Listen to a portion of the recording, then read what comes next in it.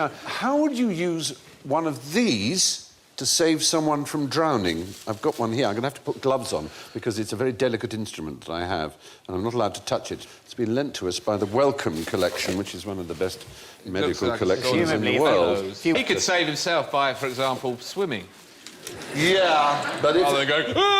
Let's imagine somebody had landed up on a beach, almost dead from drowning, and you have one of these. Is it a Bellows? It is a Bellows. It's a set of Bellows. Well, let's just pump air into his lungs. It's easy. You'd think that, but Hang no. on a sec.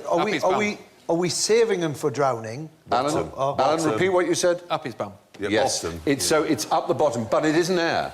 There's more to it than that. Is it spit? Is it air? No. Brandy. You unscrew that and you put tobacco in. Are you ordering? Tobacco? You put tobacco in, you light it. It's smoke. Up the bottom? There's several flaws with your argument. Yeah. Chief among which, if you're drowning, you're in water. Yeah. Which is going to put it out. Secondly, who's got time to fill that with tobacco and light it while somebody's drowning? And thirdly, it's rubbish. Yeah.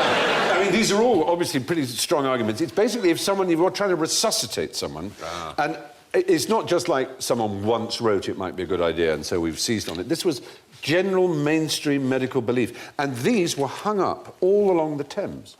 On the embankment and on canals and waterways. And people were expected to know, much as you might be expected to know where a fire extinguisher was, where the bellows were. And you fill that with tobacco, and presumably you puff it like a pipe, having washed it from its previous use, and then like that. So it would be next, as it were, the life ring. Yes, thing. exactly so. So you throw the ring, and you I know drag it them in. seems bonkers. What happened apparently in the 17th... There's an example. There you are. This is before this was invented and you needed someone with a pipe.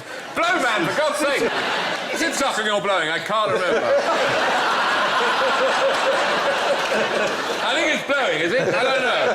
Be sure, man, he's drowning. I'll do both. I'll suck first.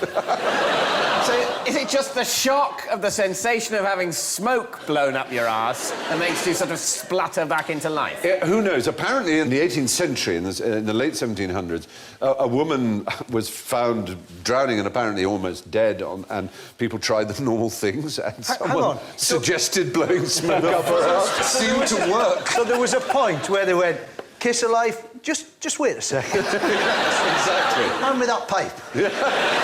So what it is clearly is someone managed to get better from drowning at a moment coincident with someone having smoke blown up their arse. And then for years, poor other people, on top of the indignity of nearly drowning, have had to face that. It could be a lot worse. It could have been coinciding with having his eyes gouged out by crows. Yeah, that's true. Gouge his eyes out with crows! It would be a beautiful sight, though. We've blown the smoke up there, and the person splutters back to life, and then takes off down with the smoke coming out. Look at the speed they're going at. That bloke on the left looks like he's going to rob his trousers if he doesn't come round. He does. There was a villain in 18th century London. Well, he's generating the smoke, you see, because they didn't have an all-in-one device like this. So the one on the right, it's got the pipe. Oh, Christ. So he has to French kiss the yes. bloke in the hat. This has nothing to do with saving a drowning man.